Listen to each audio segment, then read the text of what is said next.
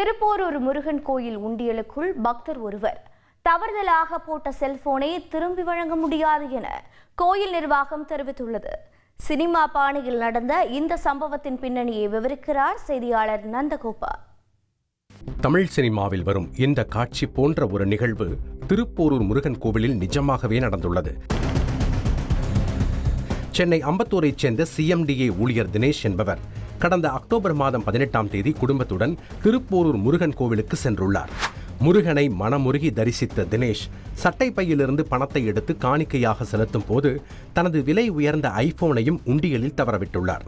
இதனால் பதறிய தினேஷ் உண்டியலை திறந்து தனது செல்போனை எடுத்து தருமாறு கோவில் ஊழியர்களிடம் முறையிட்டுள்ளார். ஆனால் கோயில் ஊழியர்கள் மறுப்பு தெரிவிக்கவே இதுகுறித்து அறநிலையத்துறைக்கு புகார் அளித்துள்ளார்.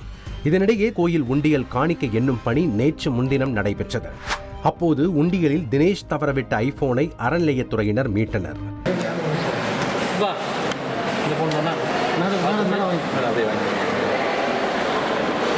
இதை அறிந்து கோவிலுக்கு சென்ற தினேஷ் தனது ஐபோனை தருமாறு கேட்டுள்ளார். ஆனால் உண்டியலில் போட்ட அனைத்து பொருட்களும் முருகனுக்கே உரியது என கூறி செல்போனை வழங்க கோவில் நிர்வாகத்தினர் மறுத்துவிட்டனர். இந்த விவகாரம் குறித்து சென்னையில் இன்று செய்தியாளர்களிடம் பேசிய அறநிலையத்துறை அமைச்சர் சேகர் பாபு, சாத்தியக்கூறு இருந்தால் ஐபோன் திரும்ப வழங்கப்படும் என்றார். எப்பொழுதுமே உண்டியலில் விழுந்து விட்டால் மீண்டும் அதை சாமி கணக்கில் தான் வரவேற்பார்கள். இதற்கு ஏதாவது விதிவிலக்கு இருக்கிறதா என்று சட்டப்படி ஆராய்ந்து ஏதாவது இருந்தால் அதற்கேற்ற நிவாரணம் நிச்சயமாக அந்த பக்தர்களுக்கு வழங்குவதற்குண்டான சாத்தியக்கூறுகள் இருப்பின் ஆராயப்படும்.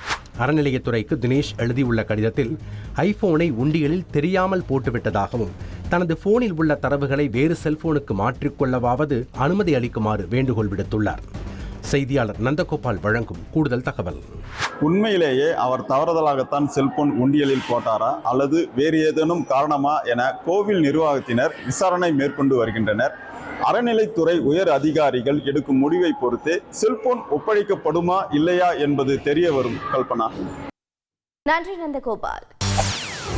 செய்திகளை உடனுக்குடன் தெரிந்து கொள்ள உடனே சப்ஸ்கிரைப் பண்ணுங்க.